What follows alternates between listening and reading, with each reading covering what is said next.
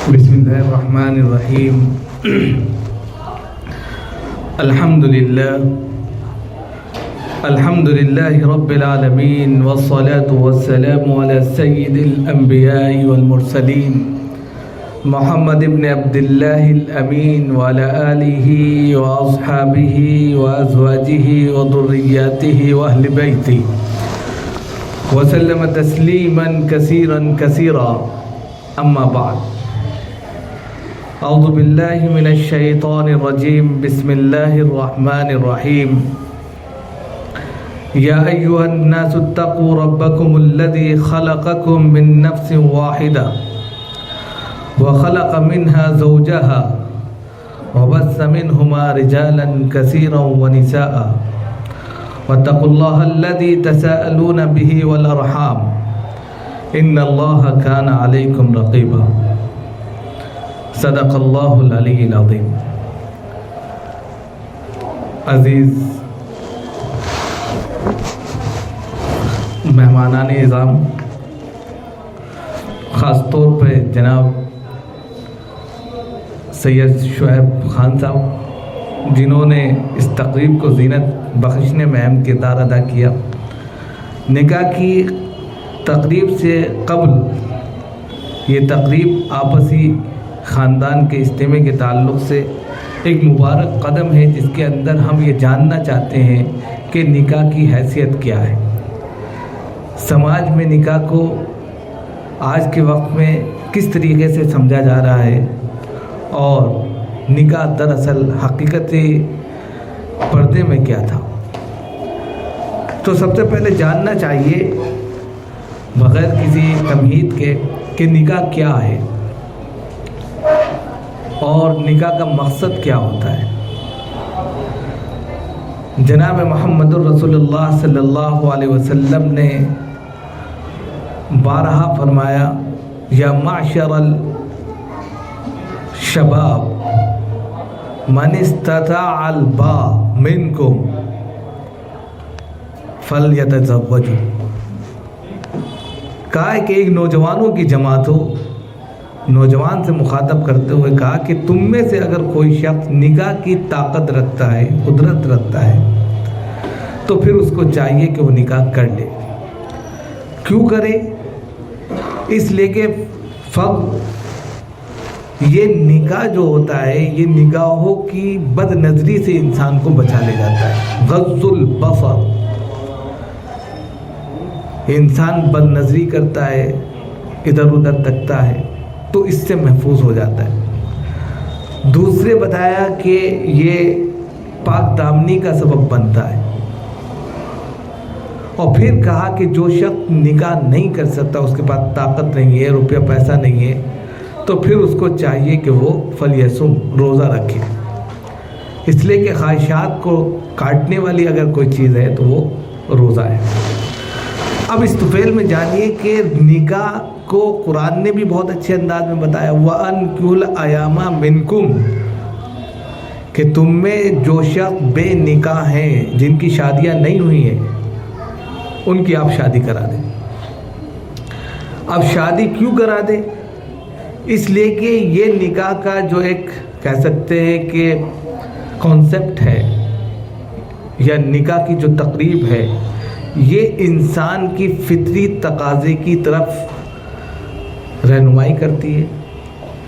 انسانی سماج کے اندر جو معاشرہ پنپتا ہے، اس کے اندر پاکیزگی لے کر آتی ہے، انسان کو پر مطمئن بناتی ہے. اور حدیث میں تو یہ بھی آتا ہے کہ جس نے نکاح کر لیا، اس نے ایمان کو گویا کہ نصف تکمیل تک پہنچا دیا. اب ایمان کی تکمیل کے لیے نکاح بہت ضروری ہے، اس اعتبار سے کہ یہ نکاح جو ہے تمام پیغمبروں کی سنت رہا ہے. جتنے بھی پیغمبر اس دھرتی پر آئے، سب نے شادیاں کی.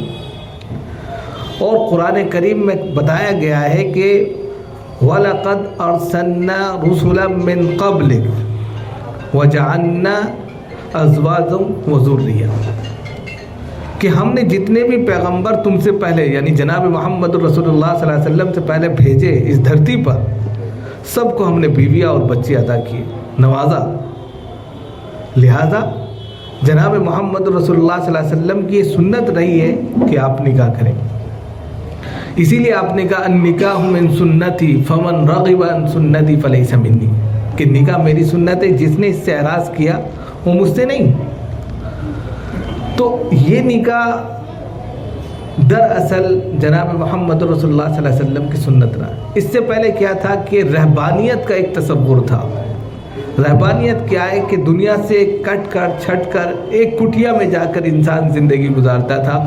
اس کو عیسائیت جس طرح پادری ہوتے ہیں، پوپ ہوتے ہیں، وہ شادیاں نہیں کرتے، وہ کہتے ہیں کہ عبادت میں خلل پڑتا ہے۔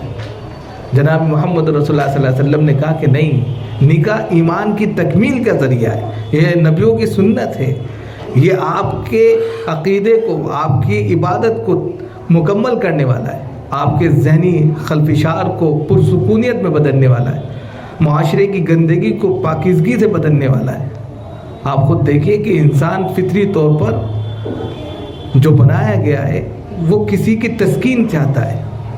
حضرت آدم علیہ السلام کو بنایا تو ان کی تسکین کے لیے حضرت حوا کو بنایا، اور قرآن اس کو بھی کہتا ہے وَالَّذِي خَلَقَكُم مِّن نَّفْسٍ وَاحِدَةٍ وَجَعَلَ مِنْهَا زَوْجَهَا وَبَثَّ مِنْهُمَا رِجَالًا كَثِيرًا وَنِسَاءً، کہ ہم نے ایک مرد سے، یعنی ہم نے حضرت آدم علیہ السلام کو پیدا کیا اور پھر انہی سے ان کا جوڑا بھی بنایا، لِيَسْكُنُوا مِنْهَا، یہاں پر کہہ دیا تاکہ وہ ان سے سکونت اختیار کریں، تاکہ وہ جو ہے ان سے تسکین اختیار کریں، تاکہ وہ ان کے پاس جا کر جو ہے ایک پہلے ایک تعلق سے کہہ سکتے ہیں کہ نارمل زندگی اختیار کریں۔ انسان کی فطری چیز ہے کہ وہ کسی نہ کسی، جیسے ایک انسان صبح سے شام تک کام کرتا ہے تو جس طرح رات میں لیٹنے کے بعد اس کو سکون ملتا ہے، اسی طرح اس کی فطری تقاضے ہیں کہ اس کے روح کو بھی سکون ملنا چاہیے۔ تو نکاح روح کی تسکین کا بہترین سامان ہے۔ تو نکاح کی اہمیت کے تعلق سے قرآن اور حدیث میں بہت ساری چیزیں آئی ہیں، تو نکاح کی اہمیت مسلم ہے، اس کو کوئی انکار نہیں کر سکتا۔ لیکن جب نکاح کی تقریب ہوتی ہے تو اس میں ہم یہ دیکھتے ہیں کہ بہت سی ایسی چیزوں کو فراموش کر دیا جاتا ہے کہ جو معاشرے کا، سماج کا سب سے بدترین بدنما ایک داغ نکل کر سامنے آتا ہے۔ آپ دیکھتے ہیں کہ نکاح کی جو بھی تقریب ہوتی ہے اس تقریب میں 3 آیتیں پڑھی جاتی ہیں، ان آیتوں کا مطلب کسی کو نہیں بتایا جاتا اور کوئی جاننا بھی نہیں چاہتا، لیکن ان آیتوں کے اندر اتنا بڑا میسج چھپا ہوا ہے کہ اگر انسان ان آیتوں کے مطلب کو سمجھ لے تو معاشرے کے اندر جو ایک دوسرے سے قریب ہو رہے ہیں، جو لباس التقوی بننے جا رہے ہیں، جو ہن لباس لکم وانتم لباس لہن کو قرآن نے کہا ہے کہ وہ ایک دوسرے کے لباس بن جائیں گے۔ جس طرح لباس انسان کے بدن کو چھپاتا ہے، اسی طرح نکاح کے بعد میاں اور بیوی جو ہیں، شوہر اور بیوی جو ہیں، ایک دوسرے کے لیے پردہ ہیں، ایک دوسرے کی زینت ہیں، ایک دوسرے کی تسکین ہے۔ اس چیز کو سمجھنے کے لیے سب سے پہلے ان آیتوں کو غور سے سننا چاہیے، سمجھنا چاہیے جس وقت نکاح کی وہ آیتیں پڑھی جاتی ہیں، جس کے اندر بار بار خطاب ہوتا ہے کہ اللہ سے ڈریں۔ یا ایھا الناس اتقوا ربکم الذی خلقکم من نفس واحدہ، یہاں پر صاف طور پر کہا یا ایھا الناس، خاص نہیں کیا گیا اس لیے کہ نکاح جو ہے ہر قوم میں ہے۔ یا ایھا الذین آمنوا نہیں کہا گیا کہ ایمان والو نکاح کرو، ناس کہا دنیا میں بسنے والا ہر منشیہ، ہر انسان جو جس کیٹیگری سے آتا ہے، جس ذاتی سے آتا ہے، سب میں نکاح یا وواہ یا میرج یا جو بھی نام آپ دے سکتے ہیں، لیکن نکاح ہر جگہ ہے۔ لیکن اس کے تعلق سے رب کا جو پیغام ہے، جو فرمان ہے، جو میسج ہے، وہ بہت اعلیٰ ہے۔ یا ایھا الناس اتقوا ربکم الذی خلقکم، سب سے پہلے کہا ہے لوگو اللہ سے ڈرو جس نے تم کو پیدا کیا۔ یا ایھا الناس اتقوا ربکم الذی خلقکم من نفس واحدہ، ایک نفس سے، ایک جان سے، ایک مرد اور ایک عورت سے پیدا کیا۔ اور پھر وبث منہما رجالا کثیرا ونساء، یہاں پر دیکھیں پہلی آیت میں اتقوا کا لفظ استعمال کیا، اللہ سے ڈرو۔ تو گویا کہ جب ہم کوئی نیک کام کرنے کے لیے جا رہے ہیں یا ہم نے کوئی بھی رشتہ منگنا کیا ہے یا گھر سے دوسرے گھر سے ہم نے تعلق جوڑا ہے تو اس میں کوئی دھوکہ دھڑی مت کرو، سب سے پہلے بات۔ دوسری بات کہ وَبَثَّ مِنْهُمَا رِجَالًا كَثِيرًا وَنِسَاءً، ہم نے انہی ایک عورت اور ایک مرد سے پوری دنیا میں لوگوں کو پھیلا دیا۔ حضرت آدم علیہ السلام اور حضرت حوا علیہ السلام کے ہی سب بچے، پوری دنیا میں جتنے بھی لوگ ہیں انہی کی لین دین ہے، انہی کی جو ہے کہہ سکتے ہیں کہ یہ پیداوار ہے۔ وَاتَّقُوا اللَّهَ الَّذِي تَسَاءَلُونَ بِهِ وَالْأَرْحَامَ، پھر دوبارہ سے کہا گیا اللہ سے ڈرو، پھر دوبارہ کہا جا رہا ہے اللہ سے ڈرو۔ اب کیوں ڈرو؟ کہ تم اسی سے سوال کرتے ہو، دستے سوال اللہ کے سامنے رکھتے ہو، جیسے آپ کہتے ہیں جوڑے آسمانوں پہ بلدے، دستے سوال خدا کے سامنے رکھتے ہو، ڈرتے ہوئے اس سے مانگو، اور پھر آپس میں جو رشتہ کرنے جا رہے ہو اس میں بھی اللہ کو پاس و خیال رکھتے ہوئے کام کرو۔ یہ نہیں کہ دنیاوی مفاد کے خاطر آپ جو ہے نکاح کر رہے ہیں، بلکہ ایمان کی تکمیل کے لیے آپ نکاح کریں، نبی کی سنت جانتے ہوئے نکاح کریں۔ اگر یہ چیز آپ کے ذہن میں ہے تو یہی چیز آپ کے لیے دنیا کے اندر بھی جنت ہے اور آخرت میں بھی آپ کے لیے اس کی بنیاد پر جنت بہترین ہے۔ اس لیے کہ مومن جو ہے، جو ایمان والا ہے، اس کا یقین، اس کا اعتماد، اس کا بھروسہ اس بات پر ہے کہ یہ دنیا ایک دن ختم ہونی ہے۔ کل من علیہ فان ویبقى وجہ ربک ذو الجلال والاکرام، ایک دن دنیا کو ختم ہونا، اگر وہ ایمان رکھتا ہے۔ جب وہ ایمان اس بات پر رکھتا ہے تو دنیا تو ختم ہونی ہے، لیکن اب جب دنیا ختم ہونی ہے تو دنیا کے ساتھ ساتھ ہم کو ایسے عمل کرنے ہیں کہ ہم اس دنیا کے بعد جب دوسری دنیا میں پہنچیں وہاں کام آ سکیں۔ ہمارے وہ نیکی جو کہتے ہیں کہ نیکی کر دریا میں پھینک، تو یہ نیکیاں جو دریا میں پھینکی جاتی ہیں وہاں کل آخرت میں دوسری دنیا میں ہمارے کام آتی ہیں۔ تو اس کے لیے ہمیں یہاں پر متقی ہونا پڑتا ہے، پرہیزگار بننا پڑتا ہے، اللہ کا خوف اپنے دل میں پیدا کرنا رہتا ہے۔ اور جب یہ اللہ کا خوف ہوتا ہے، اتق اللہ حیث ما کنت واتبع السیئۃ الحسنۃ تمحوها وخالق الناس بخلق حسن، حدیث میں آتا ہے کہ اللہ سے ڈرتے رہو جہاں کہیں بھی ہو، کسی بھی جگہ پر آپ ہیں اللہ سے ڈرو۔ اللہ تو ہر وقت ٹک ٹکی باندھ کر آپ کو دیکھ رہا ہے۔ آپ دیکھتے ہیں کہ سی سی پروجیکٹ کیمرے لگے ہوئے ہیں اور وہاں لکھ دیا جاتا ہے، آپ کیمرے کی نظر میں تو انسان ستر ہو جاتا ہے، ایک دم انسان چوکنا رہ کر چلتا ہے، اور 24 گھنٹے اللہ آپ کو دیکھ رہا ہے۔ تو اللہ سے ڈرتے رہو، نیک عمل کرتے رہو، خود بخود جو ہے اللہ تعالیٰ آپ کی نیکیاں بڑھا دے گا۔ تو یہاں پر جو کہا جا رہا ہے اللہ سے ڈرتے ہوئے سوال کرو، اور جو رشتہ کرنے جا رہے ہو اس میں بھی اللہ کا پاس و خیال رکھو۔ یہ نہیں دھوکہ کرنا ہے، یا جو ہے دنیاوی مفاد اگر مل گیا تو ٹھیک، اگر نہیں ملا تو پھر لڑائی جھگڑا، یہ نہیں۔ وَاتَّقُوا اللَّهَ الَّذِي تَسَاءَلُونَ بِهِ وَالْأَرْحَامَ إِنَّ اللَّهَ كَانَ عَلَيْكُمْ رَقِيبًا، اور یاد رکھو کہ اللہ نگرانی کر رہا ہے۔ جس طریقے سے کیمرے کی نظر میں انسان ہے تو وہ چوکنا رہتا ہے، اسی طرح اللہ برابر دیکھ رہے ہیں۔ یہ پہلی آیت ہے، اس کے اندر 2 مرتبہ اللہ نے انسانوں کو جو یہ قدم اٹھانے جا رہے ہیں ڈرنے کی تلقین کی ہے۔ اب ہم کتنا ڈرتے ہیں ہم کو ہی معلوم ہے۔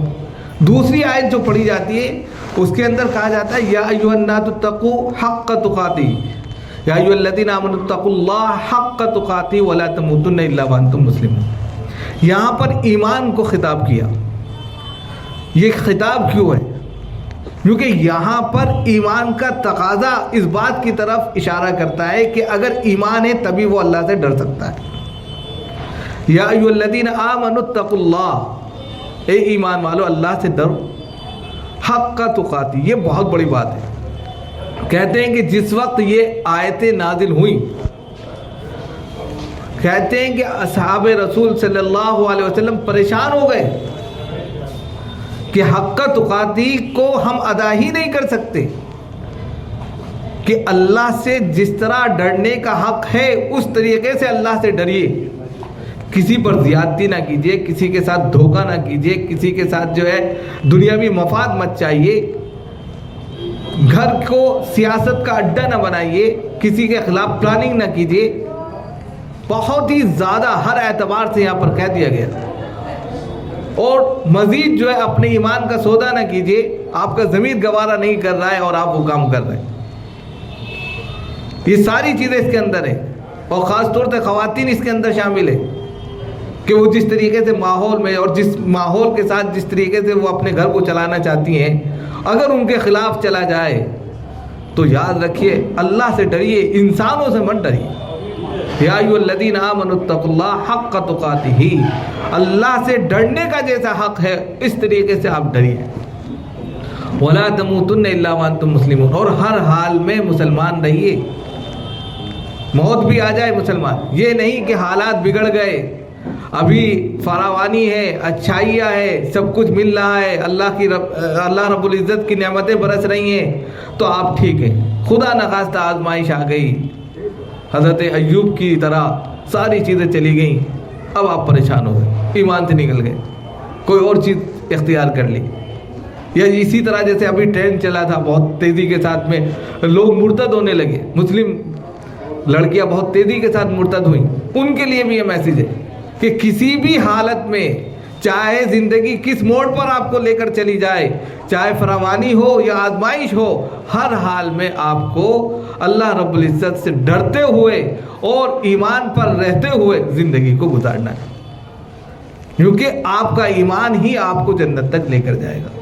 اور پھر یہاں کہہ دیا گیا کہ ان اللہ اشتری من المؤمنین انفسهم واموالهم بان لهم الجنہ، کہ جو مومن ہے، جو ایمان والا ہے، جو اللہ پر یقین رکھتا ہے، جو مسلمان ہو گیا ہے، جو کلمے کی گواہی دیتا ہے، شہادت دیتا ہے، دل اور زبان سے اقرار کرتا ہے کہ اللہ کے علاوہ کوئی معبود نہیں ہے، لا الہ الا اللہ محمد رسول اللہ پڑھتا ہے، تو پھر اس کی جان کو اور اس کے مال کو اللہ نے جنت کے بدلے خرید لیا، کچھ نہیں بچا.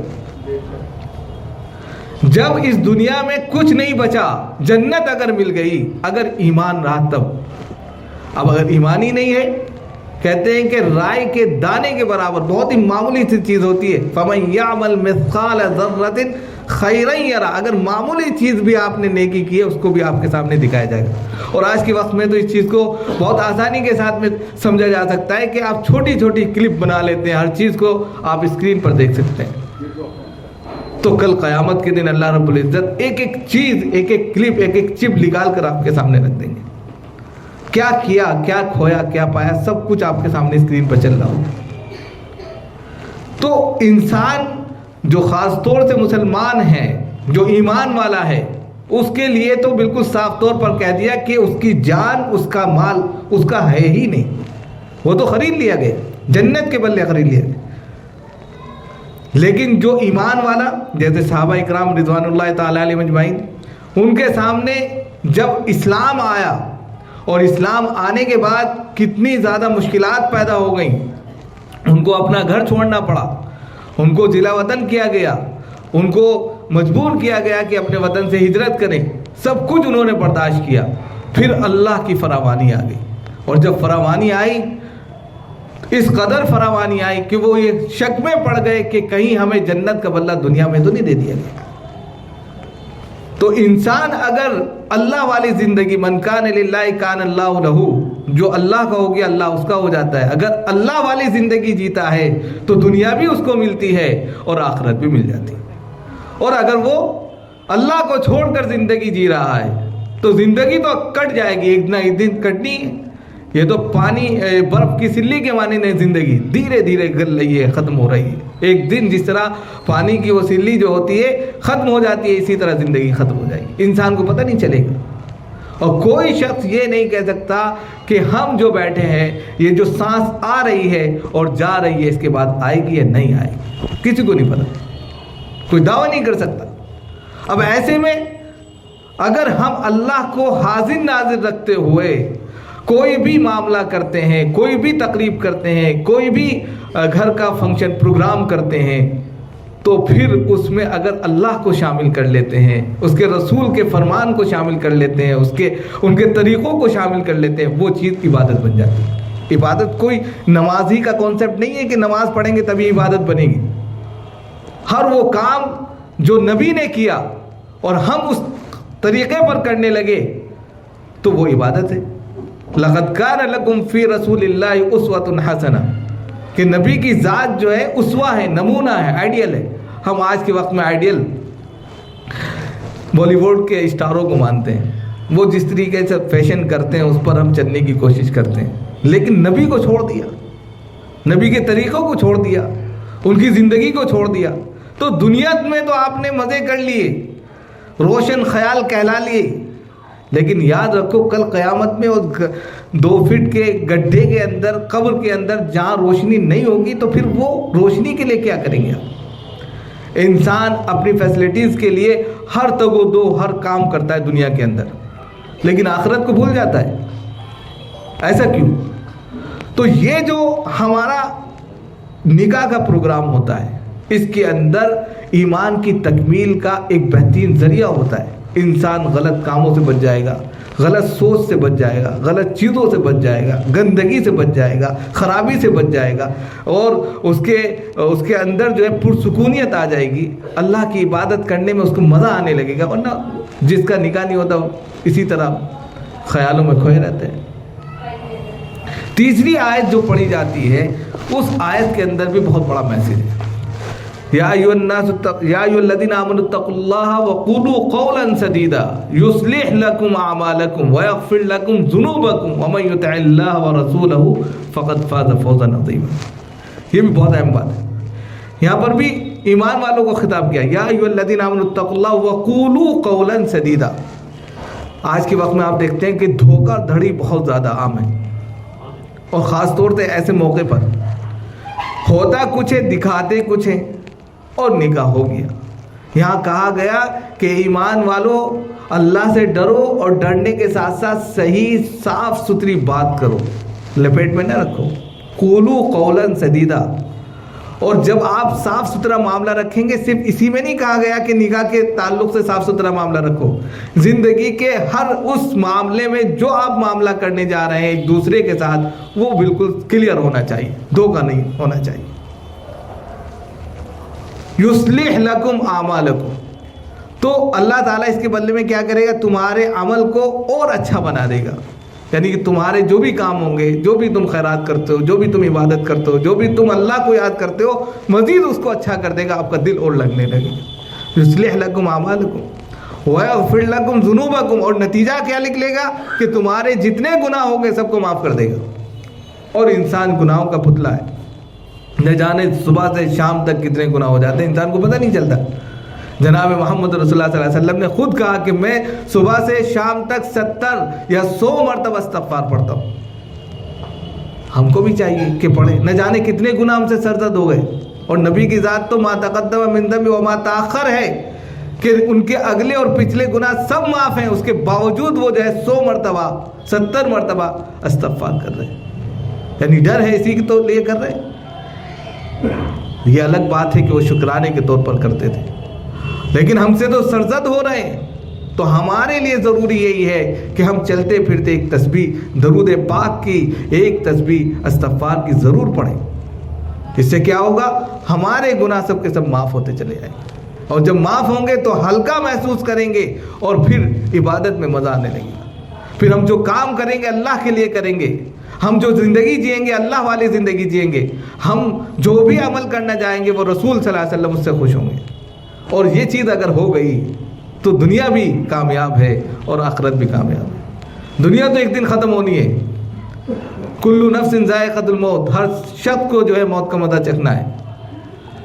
اب ایسے میں اگر ہماری زندگی کروٹ بدل لے, ہماری زندگی وہ زندگی ہو جائے جو نبیوں کی زندگی تھی, تو پھر مزہ ہی آ جائے. تو وَيَغْفِرْ لَكُمْ ذُنُوبَكُمْ وَمَن يُطِعِ اللَّهَ وَرَسُولَهُ, اور پھر رسول صلی اللہ علیہ وسلم کے احکامات کی اطاعت کرے, جو نبی پیغام لے کر آئے, جو میسیجز لے کر آئے, جو سندیش لے کر آئے, قرآن جو لے کر آئے, اس کے اندر جو کچھ بتایا گیا, احادیث نبویہ کا جو ذخیرہ چھوڑا, ان تمام چیزوں کو اپنی زندگی کے لیے نمونہ حیات بنا لے, اپنی زندگی کے لیے بس دستور عمل میں شامل کر لے, تو پھر دیکھیے فقط فاز فوزا عظیما, سب سے بڑی کامیابی اسی کو مل گئی. صاف کہہ دیا گیا. یہ آیتیں ہیں وہ آیتیں جو نکاح میں پڑھی جاتی ہیں، جس کا میسج یہ ہے، لیکن ہم سمجھتے نہیں. نکاح ہو گیا، دعوت ہوئی، کھانا کھایا، نکل لی، اور پھر اس کے بعد میں کیا ہوتا ہے، کس طرح ماحول چل رہا ہے، بہت خطرناک. اب جب نکاح ہو گیا تو اس کے اندر کیا دیکھا جاتا ہے؟ آج کے وقت میں پہلے کفو بہت ہوتا تھا، لا نکاح الا بولی کہا جاتا تھا کہ نکاح بغیر سرپرست کے، ولی کے نہیں ہوتا.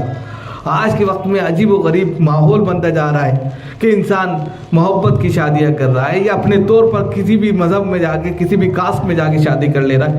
یہ پہلے بہت زیادہ اس کے اوپر نظر رہتی تھی. خاندان کا اثر ہوتا ہے، ماحول کا اثر ہوتا ہے، سب چیزیں ہوتی ہیں. اسی لیے کہا گیا کہ لا نکاح الا بولی، جب تک ولی اجازت نہ دے نکاح نہیں ہو سکتا. پھر مزید یہ ہے کہ آج کے وقت کا سب سے بڑا المیہ یہ ہے کہ نکاح کو مشکل ترین چیز بنا دیا گیا. اتنا مشکل بنا دیا گیا کہ غریب، معصوم، مسکین کی اگر بیٹی ہے تو وہ سسکیاں لے کر روتی رہے گی، لیکن وہ اس تکمیل تک نہیں پہنچ سکتی. نکاح اتنا مشکل ہو گیا. جبکہ نکاح کے تعلق سے آتا ہے کہ وہ نکاح سب سے زیادہ بابرکت ہے جس کے اندر خرچ سب سے کم ہو. حدیث میں آتا ہے کہ اعظم النکاح و افضل النکاح، دونوں لفظ آتے ہیں. بارکہ، ایسرہ مؤونہ، کہ سب سے افضل ترین، سب سے بہترین ترین نکاح اگر ہے جس کے اندر برکتیں رکھی گئی ہیں، وہ ہے جس کے اندر خرچ سب سے کم، معمولی خرچ پر ہو گیا. جناب محمد رسول اللہ صلی اللہ علیہ وسلم کی سنت رہی ہے کہ نکاح کا اعلان کرو، مسجدوں میں جا کر آم کھجور پر نکاح کر. آج ہم نے نکاح کو اتنا مشکل ترین عمل بنا دیا کہ ہم نہیں سمجھ سکتے، اور پھر اس کے اندر غلط رسم و رواج کو ڈال دیا، پرمپراؤں کو ڈال دیا. مہندی کی رسم ڈال دی، مانجھے کی رسم کو ڈال دیا، برات کی رسم کو ڈالا، پھر جہیز کو ڈال دیا، اس قدر ڈال دیا. اور اس سے پہلے جو آنا جانا، لینا دینا، اس قدر برائیاں پھیلا دی کہ انسان اگر آج کے وقت میں نکاح کا تصور کرتا ہے تو وہ سوچتا ہے کہ نکاح نہ کرتے ہوئے اس کے علاوہ تو کہیں اور جا کر منہ مارو. اور یہ ہو رہا ہے.